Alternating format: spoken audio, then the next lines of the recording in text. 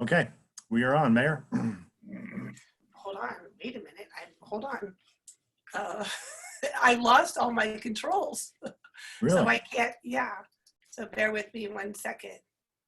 That is so weird. All right, someone else read our opening while I figure this out. You have it? I'll read it, Tom. The adequate Yeah, if you notice could thing? read it, that'd be great. Yeah, the adequate notice of this meeting, as required by the Open Public Meetings Act, was provided through and the posting, mailing, and filing of the annual notice of the regularly scheduled council on December 11, 2019. The notice was, on that date, posted on the bulletin board in the municipal building, provided to the Westfield Leader and Star Ledger, and filed with the clerk of the town of Westfield. And this is the May 26, 2020 town council meeting being held on Zoom and being broadcast simultaneously on Facebook Live. This is Raleigh. May I have a roll call? Mayor Brindle, Here. council members Havergood, Councilwoman Havergood, Is she on mute? She's on mute. here, sorry, Councilman Parmalee, Here. Councilman LaGrippo, Here. Councilman Katz, Here. Councilwoman Mackey,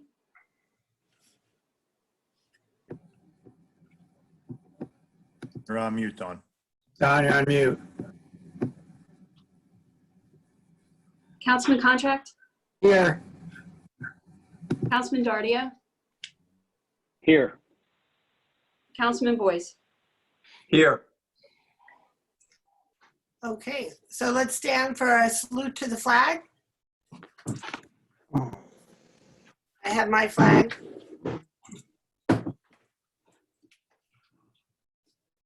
I pledge allegiance to the flag of the United States of America and to the republic for which it stands, one nation, under God, indivisible, with liberty and justice for all. Nice. Okay, so Jem, do you want to have any Sure. updates? A couple of quick updates, Mayor. So we'll hear a little bit more about this later on in Councilman Contract's report for Public Works Committee. But a couple of good news items on roads. So we did have Union County today announce the annual infrastructure grant awards, which we applied for, as we always have, and $97,500 has been awarded to the town of Westfield for paving of to be put towards the paving of North Chestnut this year.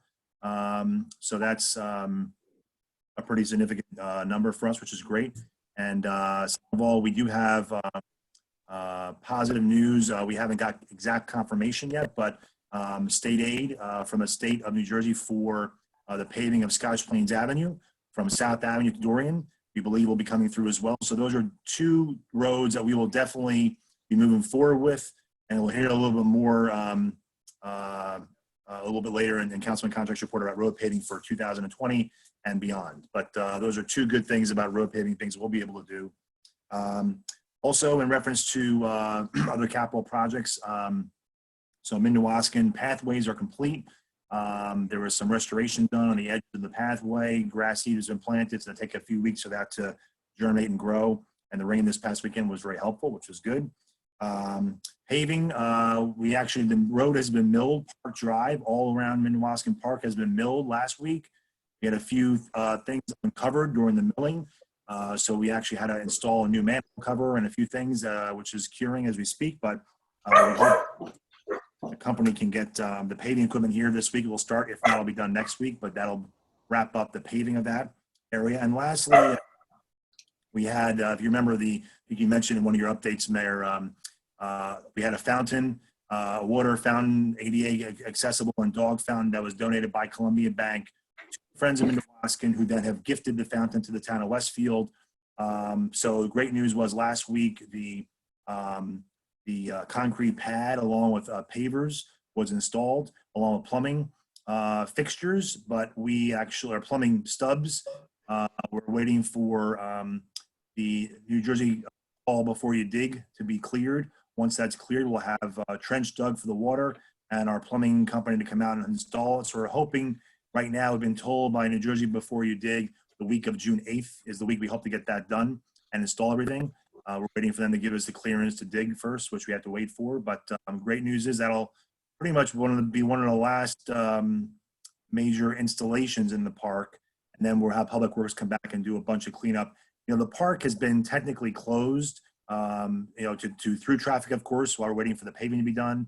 But Public Works will be getting in there once that's to do a complete cleanup. They did a little work last week, but they're gonna be mulching beds, doing new plantings at the playground, cleaning up some other areas. But Minnewaskans should be done in a few weeks from all the different installations, which is great. And lastly, just to update on tax collections.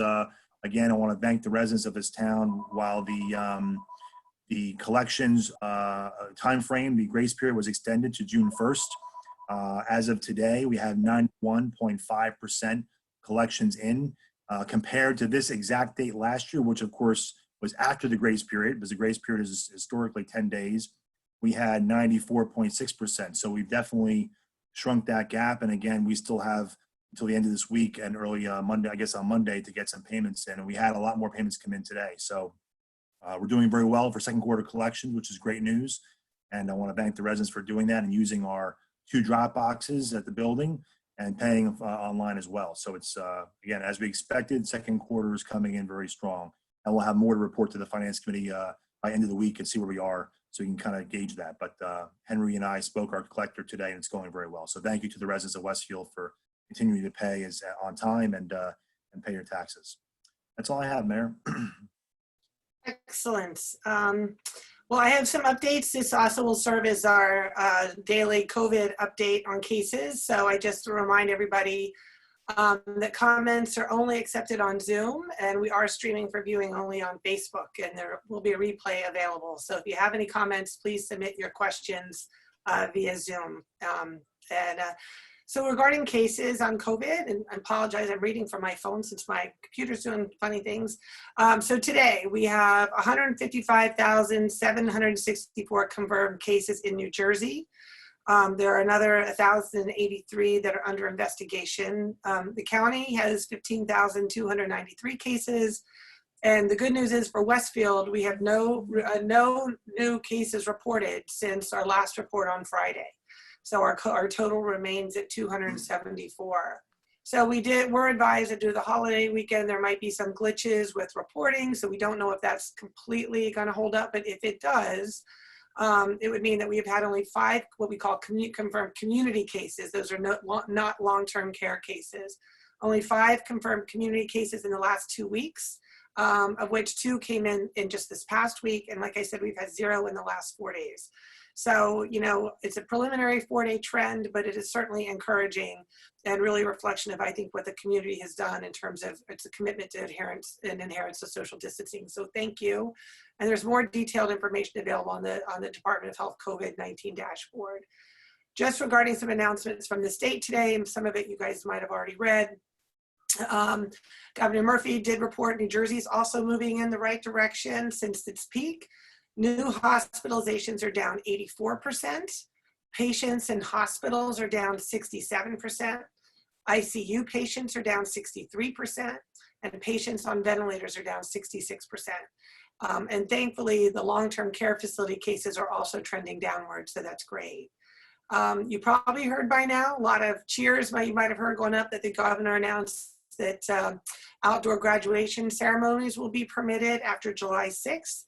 With specific social distancing requirements to follow tomorrow. Me and the chief and others have been in touch with the Board of Ed to let them know that we'll provide whatever assistance necessary to help facilitate whatever graduation plans they have to honor the high school class of 2020, and includes delivery of graduation signs tomorrow. So you'll be hearing a lot of noise about that. Thank you, Chief, for that. You may have heard professional sports teams in New Jersey may return to training and competition if their leagues choose to move in that direction. Has not been organized youth sports, so that has not yet been approved to proceed. And the good news from the transit side is that the Federal Railroad Administration awarded $91.5 million to Amtrak and New Jersey Transit to continue the Portal Bridge. So that's was very good news for all of us, assuming many people will still be commuting into New York. Some on the local front, the food drive that we had last week was off the chart successful, wouldn't you say, Chief? We heard today, I mean, I was there initially, Chief was there unloading trunks of food from people. Over 500 vehicles dropped off over 2,000 bags of food. They said it was the equivalent of about $70,000 worth of food. And on top of that, there's another $18,000 in cash donations that went to them. So I think I heard that they're probably good through the summer, which is just quite remarkable. So it was a great effort between the police department, the public school district, the ministerium, and the Westfield United Fund. So thank you to everybody. I also want to thank the American Legion Post 3. They hosted a beautiful and solemn Memorial Day service at Monument Circle yesterday morning, very early yesterday morning. While we missed having the public in attendance and certainly the annual, parade that typically follows, it was a very beautiful and fitting tribute to those that really paid the ultimate sacrifice for all of us. So thanks to American Legion and to Police Chaplain Keith Gibbons, who really went above and beyond in organizing the service. Regarding the pool, I know we had just learned, I think Pennsylvania announced that they're going to be opening pools on June 6th. Our rec department announced that they are making preparations to open the pool, but we're obviously waiting for specific guidance on that. It will not be June 6th. It's going to be delayed past that. They're also in the process of making lots of modifications to enable appropriate social distancing and whatever the protocols. And once the guidance comes from the state, it will probably take a couple weeks to actually make sure that we're in full compliance. So clearly, everybody will know as soon as we do. But and as a result of that, pool registration will be open on a rolling basis. So there's no deadline for pool registration until membership is sold out. So swim lessons and swim team registrations have both been postponed until further notice. And there are ongoing questions that the Recreation Commission, I think, is discussing next week regarding refunds, partial refunds, full refunds. And so more to come on that after their meeting. And I'm sure Scott Katz, who's our rep on the Recreation Commission, can give everybody an update. But the pool committee and the Rec Commission are being very, trying to be as flexible and proactive as possible in light of what's very difficult to anticipate. So switching gears tonight, we are going to be hearing an ordinance on first reading out of the Code Review and Town Property Committee to provide for the implementation of the 5-year tax exemption and abatement law for the recently designated area in need of rehabilitation in downtown Westfield, which is what we voted on that resolution 2 weeks ago. So now that it has been designated, we need to take action to actually move it forward to enable it. So this was obviously done with input and support from the downtown business owners, and it is more important than ever before. So joining us tonight will be Redevelopment Council Steve Lennox, who will explain the specifics of the tax incentive when we introduce the ordinance. On another vein regarding downtown, we had the first meeting of the Reopening Task Force last week, chaired by DWC Executive Director Bob Zuckerman, and they're reviewing options for reopening with representatives from the public, from most importantly business owners, property owners, and really trying to understand what needs to happen to allow for social distancing. A lot of people, are talking about closing the streets, which I think on first glance would be great because it enables, greater distancing and so forth. But to be honest with you, the businesses, in particular restaurants, are very concerned about the impact on their pickup and takeout business. So I think I'll probably end up going kind of on a trial basis through things to make sure that everything that we do is incremental while ensuring the well-being of the public. But most importantly, we also want to make sure that they are, their business needs are met as well. Let's see. Oh, and I remind everybody, artists in the community, if you guys have read about the amazing first public art exhibit with these butterflies that are be around town called Art Takes Flight. It's going to be sponsored fiberglass butterflies, one for each decade of our Westfield's 300 years. They're going to be either on concrete pedestals are going to be affixed to trees all over town.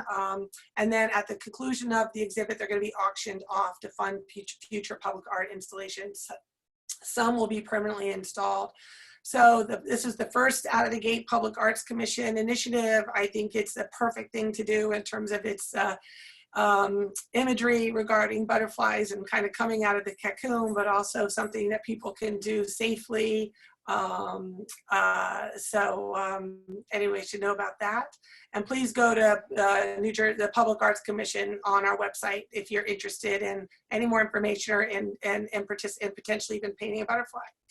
And I remind everybody, the TWC doesn't let a pandemic get in the way of one of their major events. Girls Night Out is now Girls Night In.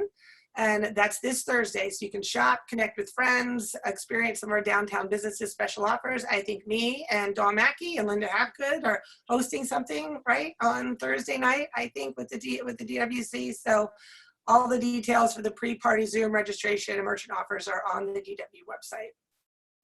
So tonight, in closing, obviously we're doing something very important, and that is we're voting on the adoption of the 2020 municipal budget.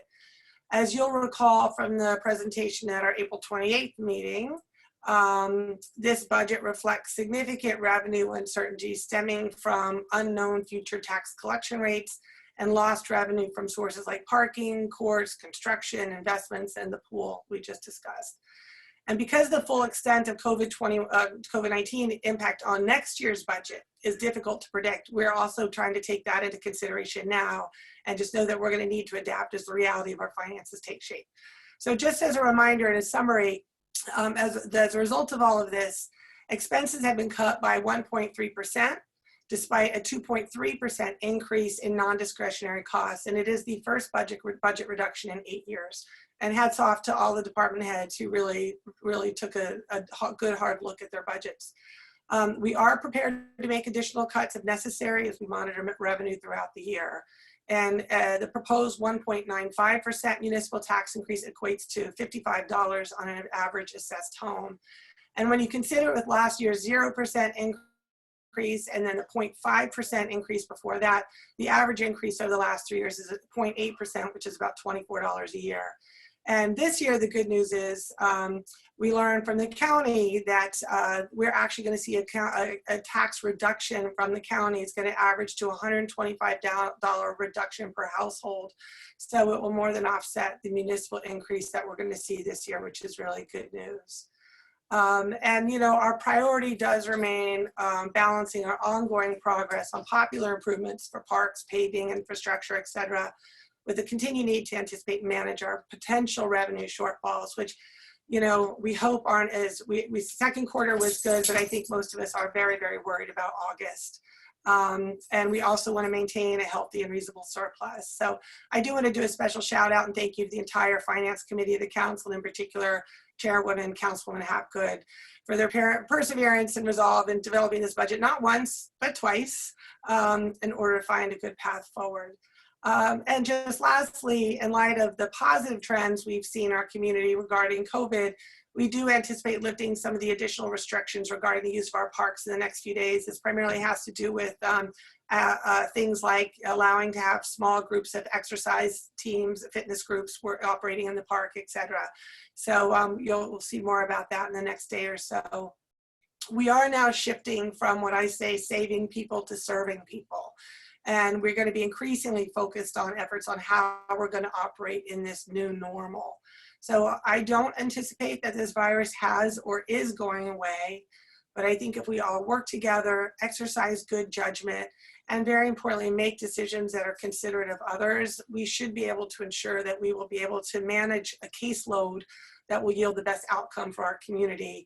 And I just want to thank everybody again for their ongoing cooperation and consideration of others. And I think Westfield, from what we've seen so far, we've really done remarkably, remarkably well. And I look forward to hopefully a very positive recovery for all of us. So thank you all again. And so with that, we'll move on. So Mrs. Rowley, there you are.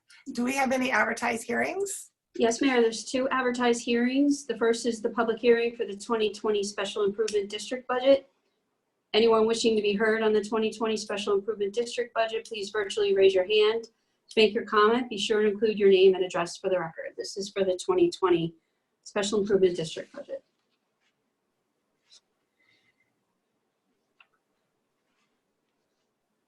You're muted, Jim. I'll be scanning the attendees. If anyone has any questions, you can virtually raise your hand or submit the question in the Q&A. Another little bit.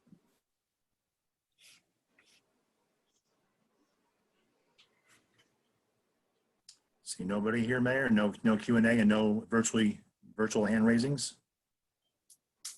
Okay, so Seeing no one, Mayor, may close the hearing. this hearing is closed.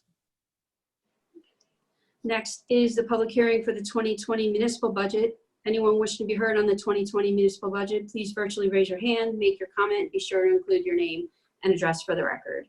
This is comments for the 2020 municipal budget. Same thing. We'll look for the attendees, look for the Q&A. Wait a little bit here.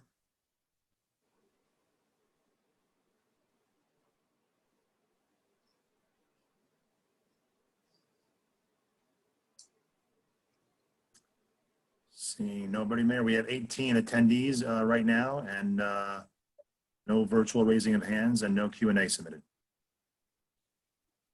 Okay. So Mayor may close the hearing. This hearing is closed. May I have a motion to approve the minutes from the Town Council regular meeting of May 12th, 2020? So moved. Motion by Councilman LaGrepo, second. Second, contract. Second by Councilman Contract. Any discussion?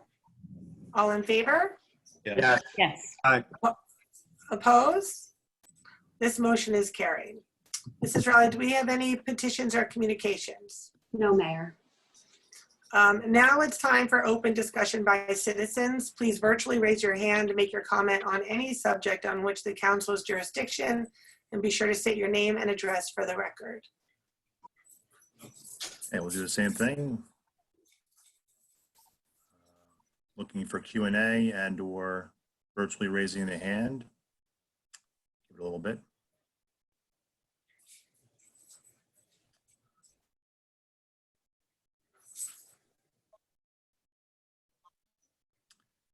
No Q&A submitted and no virtual raising hands. Okay, hearing none, I close this portion of the meeting and move to bills and claims. So Councilwoman Hapgood.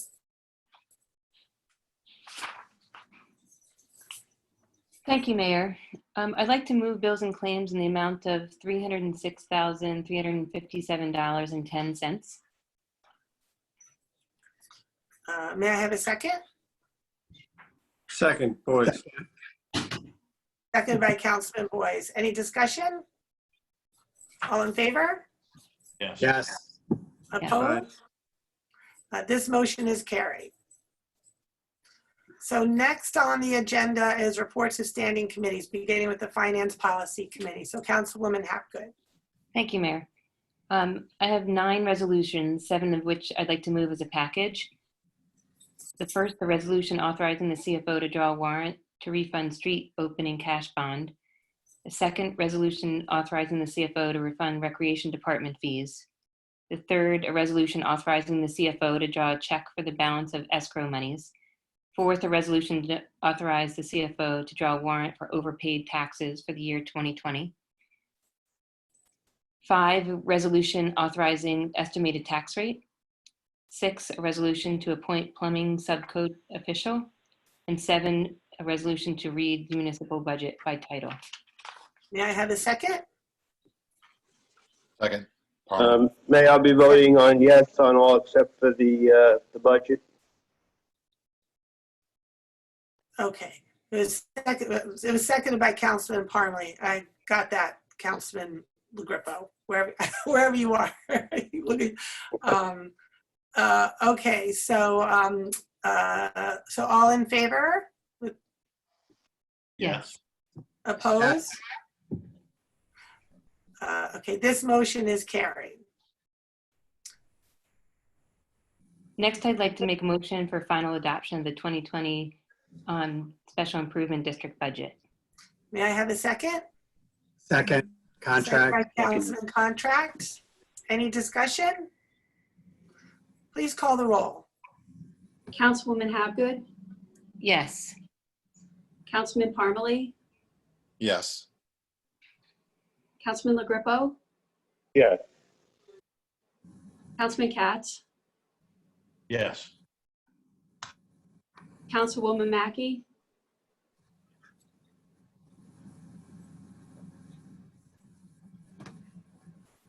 Councilman Contract, mute. Yeah, yes. Councilman Councilwoman Mackey, Dardia. you can just raise your hand too if you want. Yes. Councilman Boyce, Yes.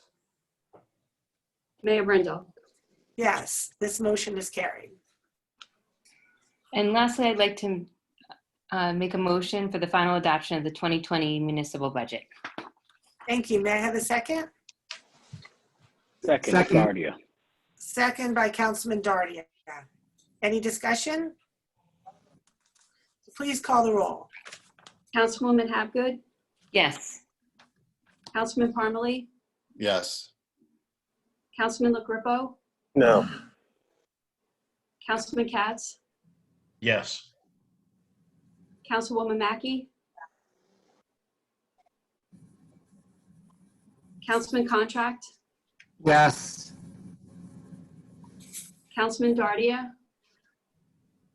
Yes. Councilman Boyce, Yes. Mayor Brindle. Yes, this motion is carried. Next is the Code Review and Town Property Committees. Councilwoman Mackey. if we Yeah, could can I hear- say one thing, Mayor? Can I Yes. just interject one thing? I just want to thank everybody for the support on the budget. Just remind everybody that this is the budget's a plan, and that plan may be changing as the year goes on, but it's a plan. And just the last thing to remind everybody is on the website after tonight, we'll have the final version of the state form budget placed introductory version on the website, so it's there permanently, as well as the annual user-friendly budget, which Scott and I are required to submit to the state, which we will now finalizing, be sending all the documentation down to the state for their records. So this concludes the adoption of the budget process, but as we've always said, the budget process never really ends. So, but thank you again for all your support and getting through this very interesting budget year so far. So thanks. Well, thank you too, Jim. Thank you very much, Jim. Thank you. And thanks to our CFO as well, Scott. Yeah, Scott's on the call tonight. He's not on video, but he's on the call, and thank you. And I know again, all the department heads and all the staff just jumped in to do what we needed to do so far. But again, the budget process is never really over, and we'll see how the rest of the year goes. But again, as I said, so far, knock on wood, so good. So thank you again. Thank you. So can we hear Dawn? All right, all right. You're not on mute, Dawn, but we can't hear you. Are you on the phone as well? Can you hear me now? Yes. Yes. Yes, now we can hear you. Okay. I would like to move General Ordinance Number 2171 on first reading. An ordinance providing for the implementation in the town of Westfield of the 5-year tax exemption and abatement law pursuant to NJSA 40A 21-1. May I have a second? Second, Katz. Second by Councilman Katz. Any discussion? I think, is this where we went? Steve, do you want to talk about this a little bit? Sure, Mayor, thank you. So on the agenda is the introduction of this ordinance. This is one of the benefits that the governing body can adopt for areas that have been delineated as areas in need of rehabilitation, which you guys have now done for your downtown special improvement district. The way it's drafted, this is what we refer to as the 5-year tax exemption and abatement law. The ordinance can get a little confusing, and that's just a reflection of how confusing the statute itself can be. But generally, it is there are several different variables on how a property owner can go about getting one of these exemptions or improvement, depending on the use of the property, whether it's a single-family dwelling, a multiple dwelling, or construction or an industrial use. The statute breaks the three down. And you can be eligible as a property owner to receive some of those benefits by making improvements to your property, by constructing, making new construction to the property, or by converting another use, a prior use, to one of these three uses. And based upon the value of those improvements, generally it corresponds with the value of the exemption. Not all classes are eligible for abatements as well, but some are. So to give an example without turning this into an hour-long webinar, if the property has a single-family dwelling that is improved on the property and they make improvements to it, the ordinance, which tracks the statute, allows an exemption of up to $25,000 of the value of the improvements. So, for example, if the improvements are valued by your tax assessor at $50,000, well, half of that can count as an exemption for the 5-year period. The town benefits because it incentivized the property owner to improve his or her property, which might not otherwise happen. And it gets, for at least the 5-year period, an increase in the assessed value of $25,000. The property owner gets the benefit of saving some tax dollars as a benefit of making an investment in its property and in the town. After that 5-year period, it goes away, the exemption, and in year 6, what the taxes would be due as normal takes effect. So for most of the examples, whether it's a single family or multiple dwelling, all a property owner would need to do is fill out the state form. There's a state form and present it to the tax assessor. It's an automatic approval of that exemption and abatement. For some of the larger projects, the new construction, commercial, industrial, it does require council action and an agreement between the property owner and the governing body. And there's various formulas that can be used to calculate what the exemption and abatement would be. And it's really viewed in a case-by-case basis. But generally, the most common formula that's used is what we refer to as the phase-in, meaning that once you calculate what the exemption amount is going to be, it phases in over that 5-year period. So in year 1, the property owner is going to be paying whatever the taxes were in the year prior, so the municipality doesn't lose any money, plus 20% of the new value or the improved value. In year 2, it's 40%, then 60%, then 80%, and then by year 6, you're paying the full amount of the assessed value of the property. So that's the skinny of it. Again, don't want to turn this into a webinar, but I'm happy to answer any questions that the council may have. I share in the mayor's thoughts when it was presented to us that this is a great incentive for your downtown businesses to share in the growth and the revitalization of the town and not feel left out. And we gave a presentation, BC, before COVID, it felt like years ago, to the downtown property owners, and they left just elated. There was no opposition to it for the most part that I saw. And all the property owners, and several spoke out that had properties in other towns that have similar type incentives and spoke of its value. So again, happy to answer questions, but that's what this ordinance does. Thank you, Steve. And on that note, can you talk a bit about how widespread the use of this designation is in municipalities across the state? And is there a certain profile of towns that use this, and how broadly is it used and by whom typically? No, rehabilitation differs from redevelopment in some regards. Some regards it's similar, but for example, your area, your downtown area was delineated solely because of the age of its infrastructure. So in that regard, it's very common in towns with older downtowns like Westfield, and we see it up and down the state, and have been doing it in several different counties with great success, because really there's very little downside for the municipality, for the property owners.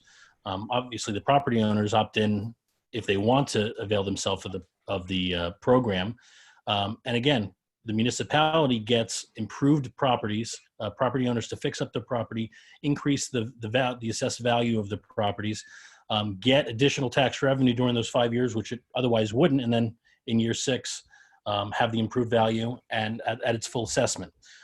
So it's pretty common. Steve, this is Councilman LaGrippo. Some of the residents I've heard from feel this is a sweetheart deal for developers, but residents feel if they improve their own property, they're taxed at a higher rate. So how do you, what's the best way to explain the benefits of what you're doing downtown versus residents who improve their properties receive a tax increase? Well, just to be clear, obviously, everybody, whether you're residential or your commercial property, has the same tax rate. Right. The benefit to the residential owners, even though it may not be direct under this exact ordinance, unless they're obviously residential property owners in the downtown area, are benefiting by having the commercial properties in town have their assessed value increased.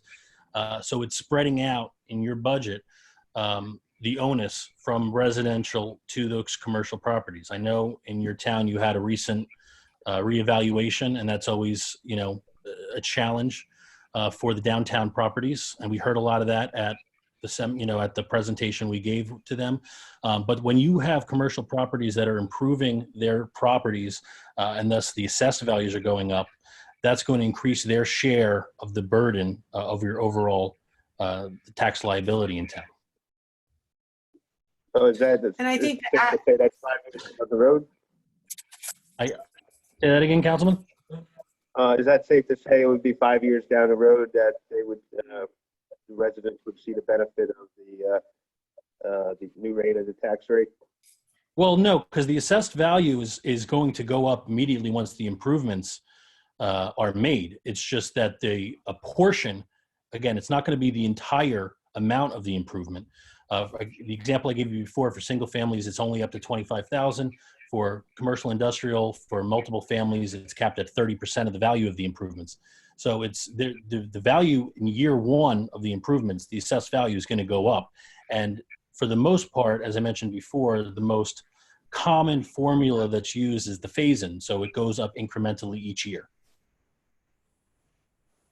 I think it also speaks to whether or not you believe that a vibrant and revitalized downtown benefits the overall town as a whole.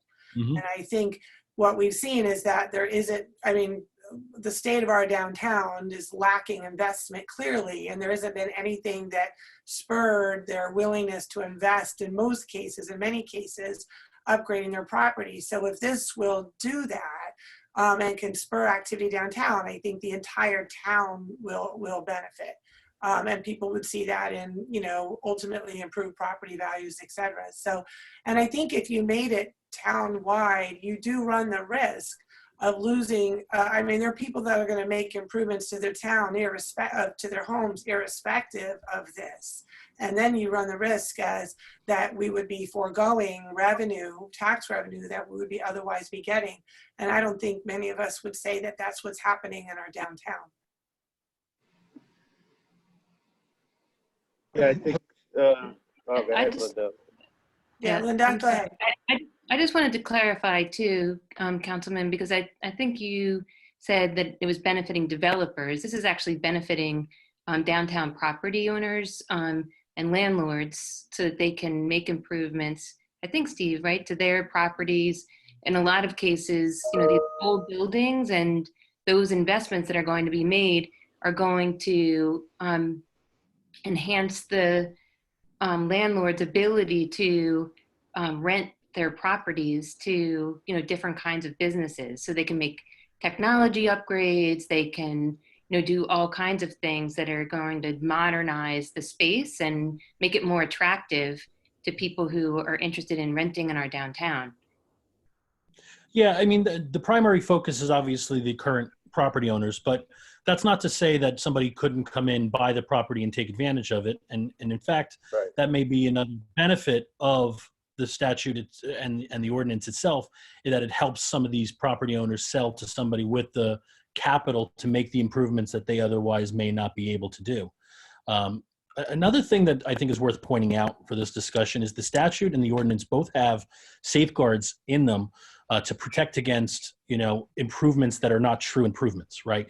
So, you know, maintenance costs, the painting of buildings, the refitting of, you know, for a new tenant, the making repairs to a building that were in, because of a fire or other casualty that you're using insured proceeds from, those are all exemptions from what we consider improvements.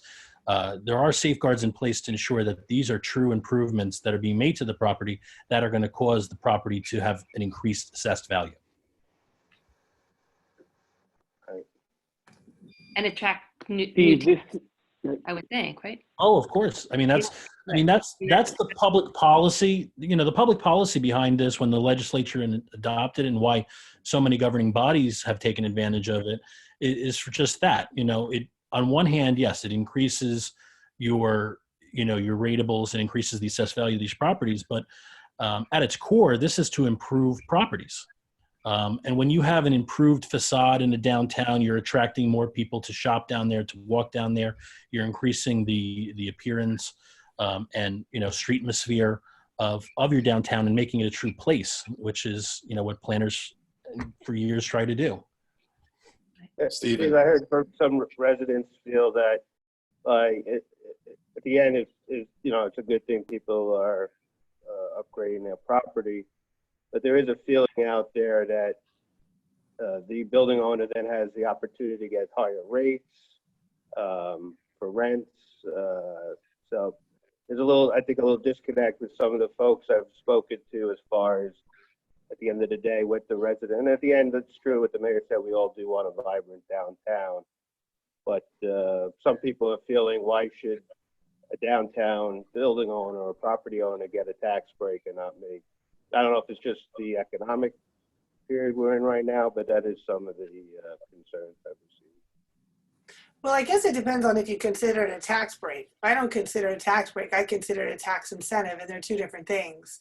So I think the majority would agree that we're encouraging them to do things that they wouldn't otherwise do. So if I were you, I would tell those residents, it's obviously there hasn't been a willingness to invest in properties, and that's why we are where we are. So and we've never done anything like this. So I think this is that big carrot that ultimately will lift everybody, and including I would hope you're explaining to residents again about the value and benefit of a vibrant downtown to their own personal property values. So it's not a tax break to property owners. It's an incentive really to invest in our community, which benefits all of us. Stephen, just so I understand it, this program this abatement program is different from a pilot, correct? Correct. So this program, you don't actually have an exemption on your taxes. Whatever your taxes are today, you're going to continue paying those taxes going forward, with the exception of, some of the different variables under the ordinance do allow for what's called an abatement, which does temporarily reduce your current assessed value in exchange for the improvements. But a pilot, you're totally exempt. You're paying on an annual basis what referred to as a pilot, payment in lieu of taxes, annual service charges. The difference between the two is mainly who receives or who keeps the funds. So in this example, you're sharing with your county, your school district, your receivables. That's going to continue based on all of your receipts, regardless of what the property is assessed at and what it has exemptions and abatements for. Under a pilot scenario, the benefit to the municipality is, of course, you get to keep 95% of the annual service charges, which is obviously the give for the property owner to get the decrease in the annual fees. Okay, and then I'm sorry to interrupt. And then so based on the phased-in formula, the town will begin to see tax revenue in the first year. So 20% of the improvement, 40%, and on and on and on. And then that's tax revenue that's shared among all the different departments that require to receive a portion of those funds, right? Absolutely. Again, you're not going to be reducing your tax base here. You're only going to be adding to it incrementally. And again, the phase-in is the most common method. There are a couple of other methods, but even in all of those, you're going to still see your tax revenue increase incrementally. In year 6, of course, it will be at the true value. All right, and so this is really just a way for the downtown business owners, the downtown property owners, whether they currently own the property or whether they purchase it sometime in the future. It just allows them to share in the redevelopment of the downtown, to kind of share in the the burden and the investment in redeveloping our downtown, right? Exactly. Yeah, I mean, it seems Steve, like, does this include, just a quick question, Steve, does this include sidewalks? Well, no, well, it depends on whose property the sidewalks are. Well, I mean, they're the property owners' responsibility. So, Yeah, it could potentially. Right? Well, it really depends, because fixing the sidewalks wouldn't really be considered an improvement. It'd be considered maintenance of what's there. So it may not be considered an improvement to improve the value of the property.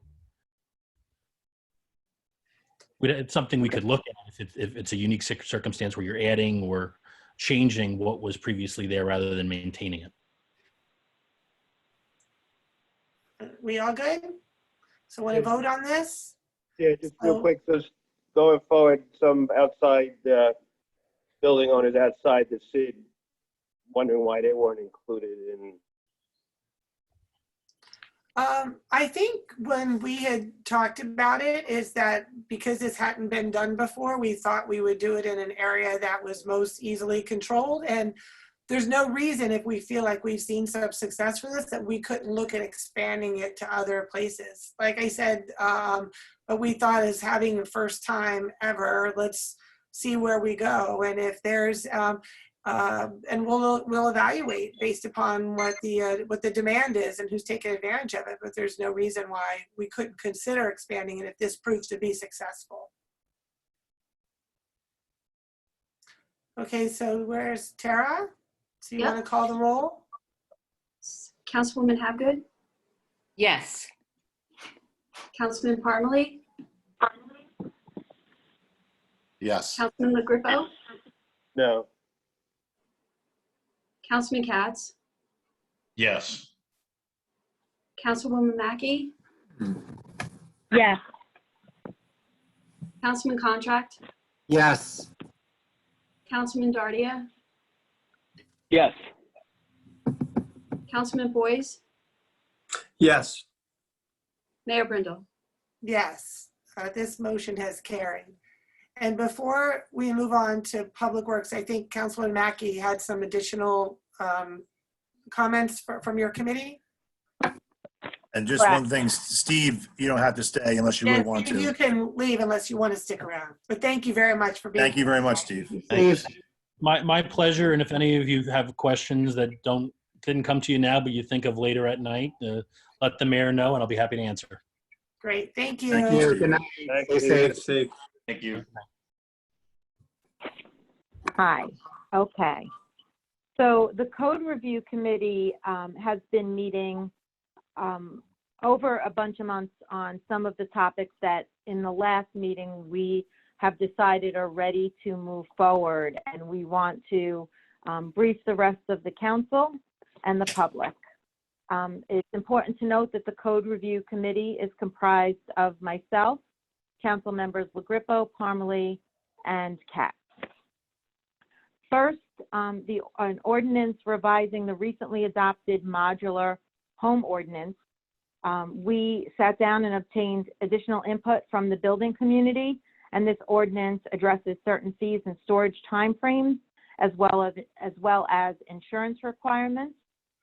Second, we are recommending certain revisions to our short-term rental ordinance, which are intended to comply with state regulations. This ordinance amends both the general town code and the land use ordinance and would require review by the planning board. Third, 3 mostly technical amendments to the town's land use ordinance based upon certain recommendations that were made in the master plan reexamination. These changes include removing a definition reference to private summer house in the definition of an accessory structure. 2, amending our sign ordinance by removing the prohibition for wall mounted on street facing wall without main entrance.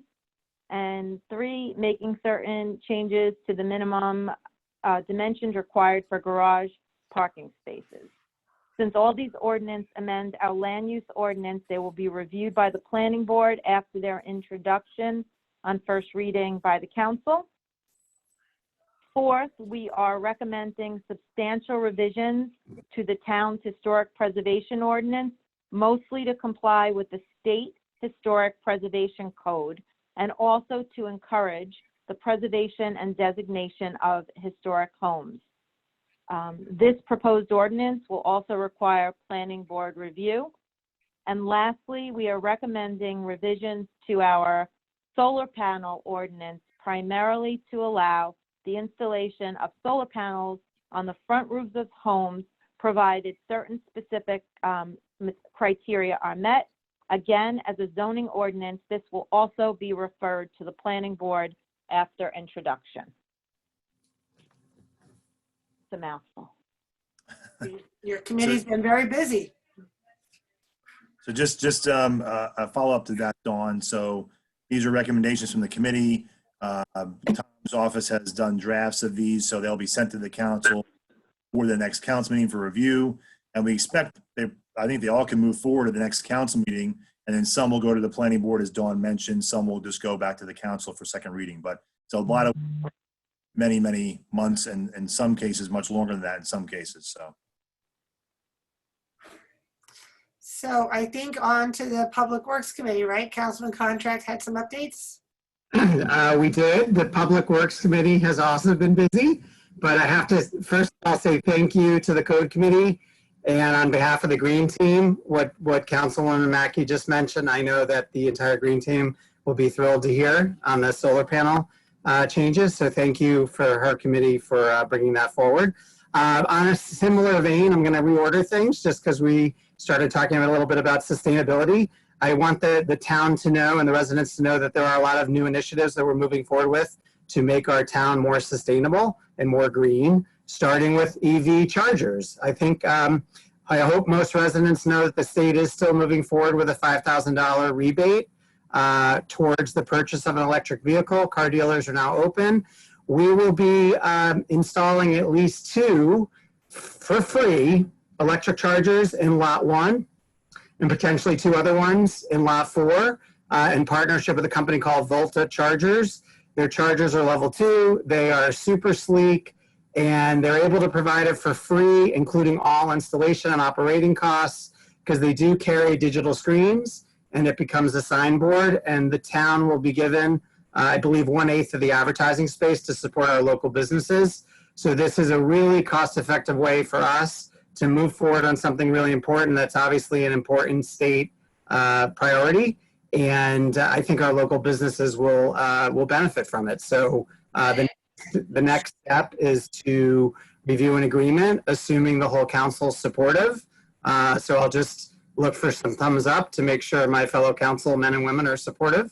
I see a couple on at least my Zoom screen. Was that enough?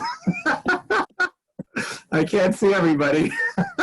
In a similar vein, we're going to be installing a demonstration rain garden. I think last year we talked about how we were able to acquire a lot of free technical assistance from Rutgers Cooperative Extension. They did an impervious cover assessment in our town, which basically looks at the percentage of our land space that is pervious or water accessible or non-pervious, meaning water can't go through it. As you might have guessed, we are higher than state recommendations on impervious cover. So one way to address this and help minimize some flooding is to build a rain garden. Use green infrastructure, use natural plants to cover stormwater or capture stormwater, to filter it so that it's not taking the pollutants down into our waterways, but rather putting them into the soil where they're naturally filtered by plants. So Rutgers presented 3 different proposals.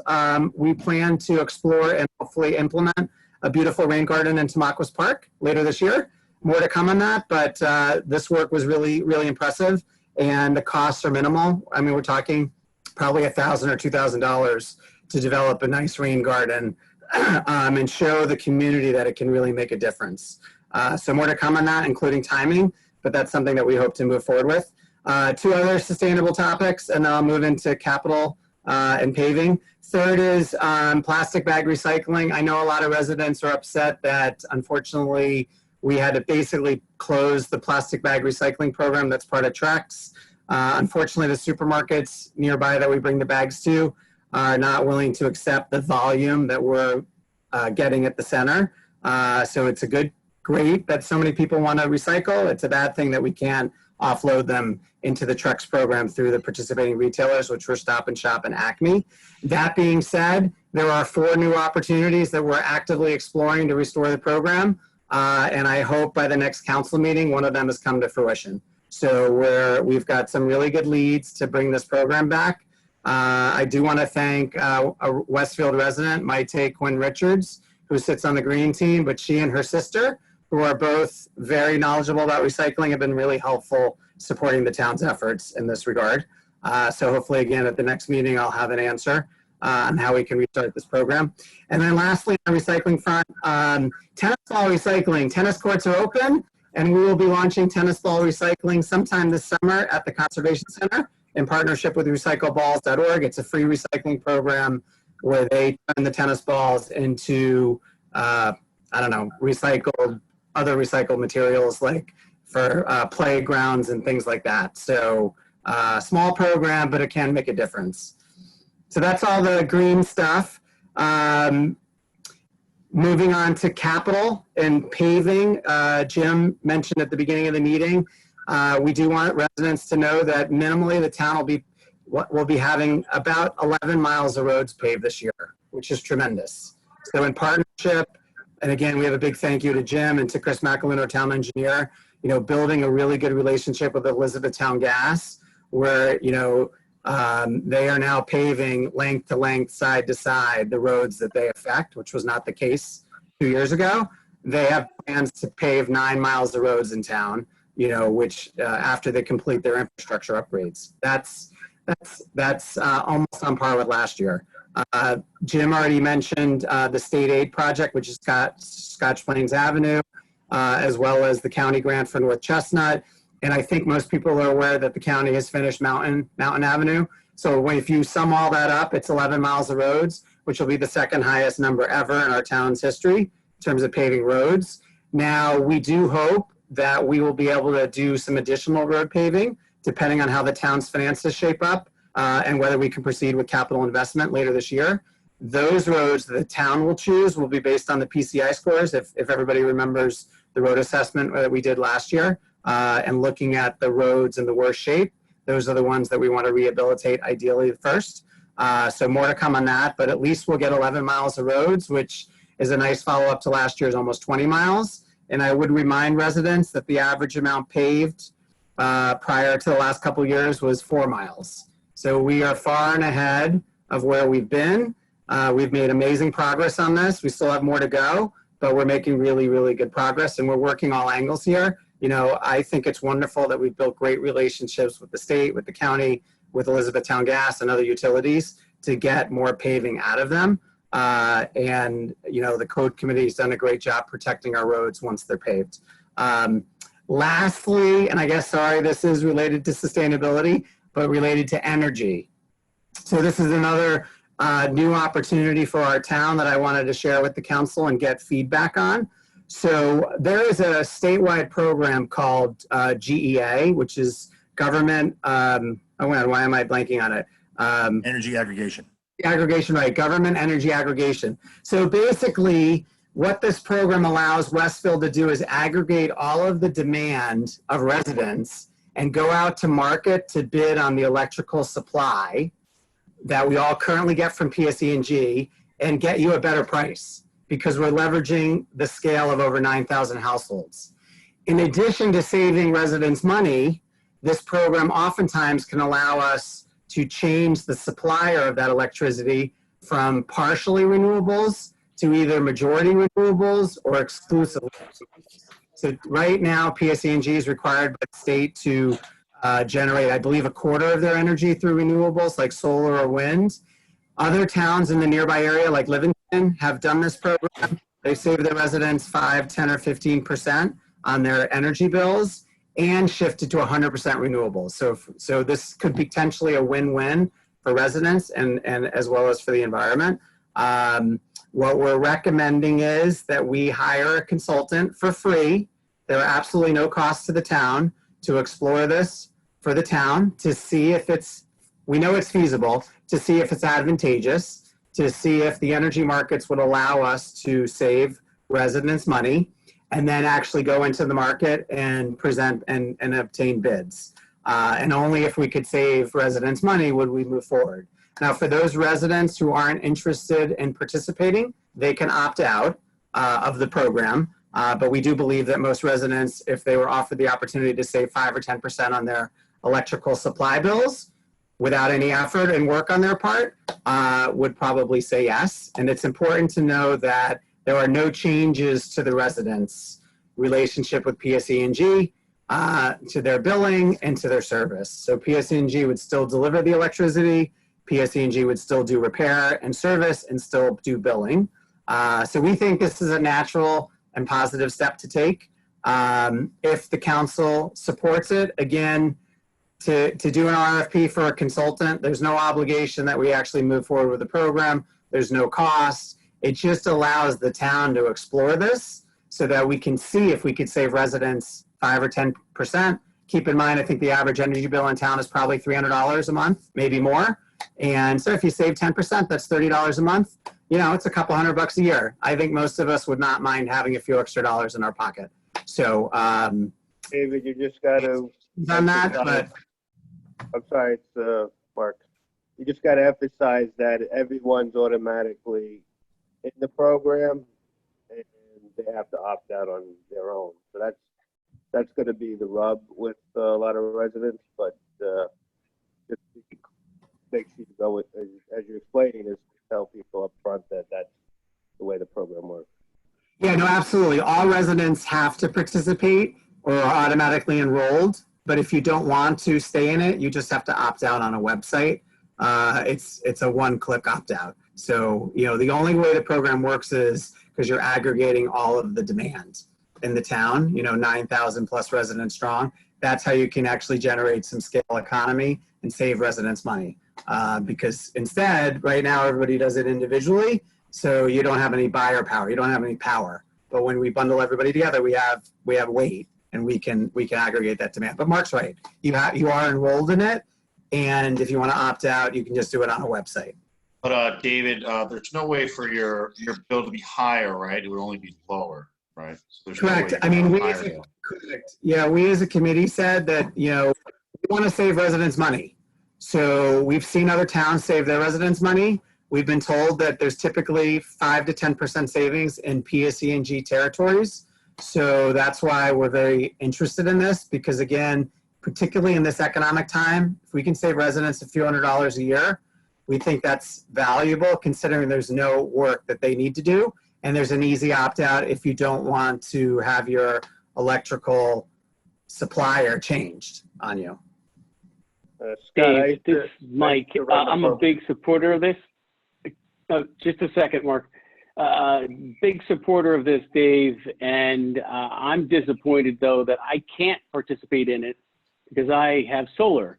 But when we were talking about this in our committee, Councilman Katz brought up a great point. And so, Scott, I'd like you to talk about how you compare this to the sewer fee and how it could be advantageous. Absolutely. I think it'll take over. Some people were upset about the sewer fee increasing. I think this will more than make up for the sewer fee, given the average usage that David had spoken about. So yeah, it should cover it, it seems. Yeah, I was just going to say I was involved in this in my previous life at the Board of Public Utilities. So I used to speak to municipalities across the state regarding the benefits and negatives of such a program. When I was doing it 3 years ago with renewables, we were never able to get to the rate of the PSE&G rate. So I don't know, maybe that's changed. You know, you said Livingston, David, does that, you know, what percentage of renewable was less than the PSE&G rate? Yeah, so Livingston switched to 100% renewables about a year ago. The markets have really changed, Mark, in the last year or two. There's so much energy. The other thing that one of the consultants, we talked to a couple, there's 3 or 4 that do this statewide. And I should have mentioned, there's well over 120 municipalities in New Jersey that have done this. We're not doing this kind of like out on a limb. He said that actually because electricity usage is down, but supply has stayed constant, there's a glut of electricity. So actually, if we're able to move forward more quickly during this COVID-19, we might actually be able to save more money because the suppliers are looking to push electricity. They have too much electricity that they're sitting on, and you know, because the demand is down. Just curious, what percentage of reusable was Livingston, you know? Well, they were at regular PSE&G percentages, which I believe is 25%, and they were able to up it to 100% as part of their GEA agreement. And it was lower than the PSE&G rate? Yeah, they saved, I think, 10 or 12%. The councilman I spoke with said that expect 5 to 10%. And actually, they also have JP&L, and they only save 7% with JP&L. JP&L is a little bit cheaper than PSE&G. Okay, thanks. Yeah, you know, you're welcome. You've got a lot of background, Mark, on this. Like, it seems to me to be a bit of a no-brainer. You know, I understand that you know, we are making residents join the program, but you can opt out and we can save you hundreds of dollars, and that seems to be valuable. Yeah, the big thing where people, it's, you know, originally when they rolled out the program 10 years ago, it was an opt-in program, but then to get the numbers, it became an opt-out program. So, and that's. Well, David, we'll have time to talk about this more, right? Yeah, we have to do the, so it sounds like there's broad support to move forward with the, it has to be an ordinance to hire the to do the RFQ, so hopefully that can be in the next meeting. And can I just mention 2 quick lifelong Westfield updates? Switch gears off Public Works. Really briefly, Lifelong Westfield wanted to announce that we are going to initiate the Westfield 300 Milestone Awards as part of the town's 300th anniversary. You know, what more fitting way to celebrate our 300th anniversary than to highlight those residents, businesses, and even pets and cars that have longevity in town. So we're going to be releasing a survey. Actually, it's online on the following website, westfieldnj.gov/Westfield 300 milestones, where any resident can, or any business owner can fill out and tell us how long they lived in town, for example, how many generations have lived in town continuously, longest years married, number of grandkids, oldest running business, oldest living war veteran. We even like to find out who the oldest dog and cat are in town, oldest town employee, oldest serving police officer, firefighter, public works employee, and the oldest running car among 17 or 18 categories. And we think this is a fun way of celebrating these important milestones that is part of the town's 300th celebration. And the survey closes on June 15th. It's a 5-minute survey, very easy to fill out. And once we figure out who wins the Milestone Awards, we'll announce it later this year, depending on how things go. Hopefully we can do it in person. If not, we'll do it virtually. So exciting new initiative. And then a few other quick things. The Lifelong Westfield Committee is also launching a new program called Seniors for Seniors. And well, this was prior to knowing that they could have an in-person graduation ceremony, so I didn't know that.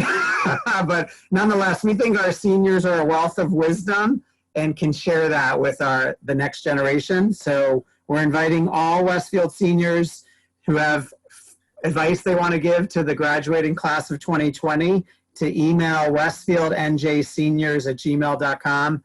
And if in a few sentences, what wisdom do you want to pass along to the next generation based off your life history and your learnings? We think it'll be really valuable, and we'll post it and we'll print it in our next newsletter. And I also want to just thank Lifelong Westfield. They're still calling hundreds of seniors every week to check in on them during this crisis. And I know many of the seniors really appreciate it. And also every Friday, we're having virtual chats with about a dozen seniors. And again, they appreciate that camaraderie and that community that we're building. So hats off to Lifelong Westfield, doing a really good job in this crisis to support our seniors. Thank you. Mayor, And- just one addition real quick, just to David's report. Only thing I also make sure residents understand that West Broad Street is also a street that's going to be paid by the county this year. That I know there's a lot of work going on that street right now between New Jersey American Water and Elizabethtown Gas. That will be paid by Union County likely sometime later this year. So just another street we're adding to our list at no cost to the town. So. Great. So, okay, I think we have to go back. Councilor Mackey forgot two things that she wanted to Me too. update. And then, Sorry So I about get that, guys. There was cake too. All right, that very quick. Number 6, we're amending the town's noise ordinance. There's always a lot of outreach from residents requesting a little bit of quiet in the town. So we are going to reduce the hours on Sundays where intensive noise creating machinery can be used, reducing the hours to 9 to 5 versus the current 9 to 8, hoping to give the residents a little reprieve at the end of the week. And then finally, 2 ordinances to formalize into our town code 2 ad hoc committees created by Mayor Brindle. And these are the Mental Health Advisory Council and the Senior Advisory Council, the lifelong Westfield that Councilman Contract just spoke of. And that's it. Thank you. all right. Mayor, So I think that's it. Linda, I'm sorry, Councilor Hopkins, you had something? I just wanted to add on, particularly since Councilwoman Mackey was just talking about the Westfield Mental Health Council, because May is Mental Health Awareness Month. And I hope everyone's been noticing in the paper letters that that members of the committee have been writing, talking about what we are calling CAKE, compassion, acceptance, kindness, and empathy, the behaviors that we're trying to encourage everyone to live by as part of our commitment to becoming and staying a stigma-free town. So if you do see acts of compassion, acceptance, kindness, or empathy, please note them down in an email and send them to cake@westfieldnj.gov because we're going to be memorializing these in events that we have in the future. And David, I'm going to ask you to encourage some of the people in Lifelong Westfield to send some notes in to us about the Friday night chats and those kinds of things. We've been seeing a lot of really amazing efforts on the part of the residents in this community. And so I just thought that Yeah, absolutely. nice All right. on cake tonight. So Thank you very much, Councilwoman. Okay, so may I have a motion to adjourn? So moved. Moved by Councilman LaGripo, seconded by Second. Councilman Contract. All in favor? Yes. thank you. Opposed? All right, good night, everybody. This meeting is Good night. adjourned. Night. All right, Good night. good night. Bye, everybody.